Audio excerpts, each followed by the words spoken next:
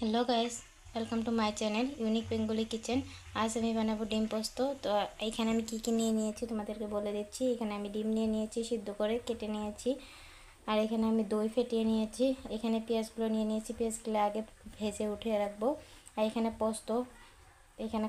পোস্ত আর কাজু বাদাম বাটা। আর এখানে পেঁয়াজ, আদা, রসুন, লঙ্কা বাটা। তো আমি এখন বানাচ্ছি, আমার সাথে থাকো, পুরোটা দেখতে থাকো, ভিডিওটা অবশ্যই ভালো লাগবে। কড়াইতে সরষের তেল দিয়ে দিয়েছি। এখন আমি এখানে দিয়ে দেব অল্প পরিমাণ মতো হলুদ গুঁড়ো। এখন আমি এখানে লাহে লাহে ডিমগুলো উল্টো করে ছেড়ে দেব। এইভাবে সবগুলো ডিমগুলো ভাজি আমার হয়ে গেছে। এইভাবে আমি ভেজে নিয়েছি। এখন আমি এখানে দিয়ে দেব কুচিয়ে রাখা পেঁয়াজগুলো ভাজি করে নেব। এটা ভালোভাবে ভেজে নিতে হবে, ভেজে আমি উঠিয়ে নেব। তো এইভাবে ছাড়া ছাড়া করে লালে ভেজে নিতে হবে।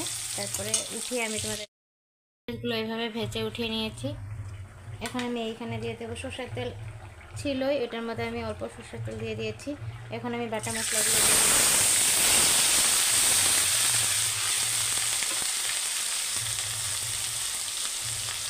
আর কয়েকটা এলাচ দিয়ে দিব। এলাচগুলো আগে দিয়ে নেই, এখন দেব কারণ সেন্টটা ভালো আসবে। তো আমি এখন এখানে গুঁড়ো মশলা দিয়ে দেব। এখানে আছে জিরার গুঁড়ো, এখানে আছে ধনিয়া গুঁড়ো, এখানে আমি নিয়ে নিয়েছি কাশ্মীরি লঙ্কার গুঁড়ো, আর এখানে আমি হলুদ গুঁড়ো। তো এটা ভালোভাবে মিশিয়ে নেব।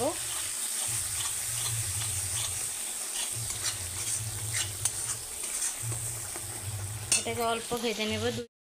তো মশলার থেকে তেলগুলো ছেড়ে দিয়েছে। এখন আমি এখানে দিয়ে দেব ফেটিয়ে রাখা দই। এটা ভালোভাবে মিক্স করে নেব। আরও 2 মিনিট ভালো করে হতে। তো এটা হয়ে গেছে, তেলগুলো ছাড়ছে। এখন আমি পরিমাণ মতো জল দিয়ে দেব।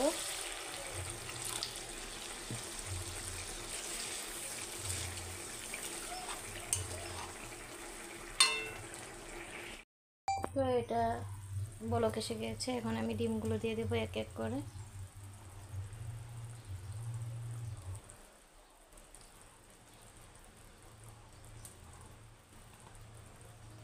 তো ডিমগুলো দিয়ে দিলাম। এখন আরও অল্প হবে, তারপরে আমি নামিয়ে নেব। ফ্রাই হয়ে গেছে। এখন আমি এখানে দিয়ে দেব, আজ আমি গরম মশলা দেবো না, আজ আমি মিট মশলা দেব। এখানে মিট মশলা দিয়ে দেব।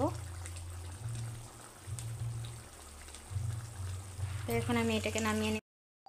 তো আমি এভাবে করে নিয়েছি, পেঁয়াজগুলো উপর দিয়ে দিয়েছি।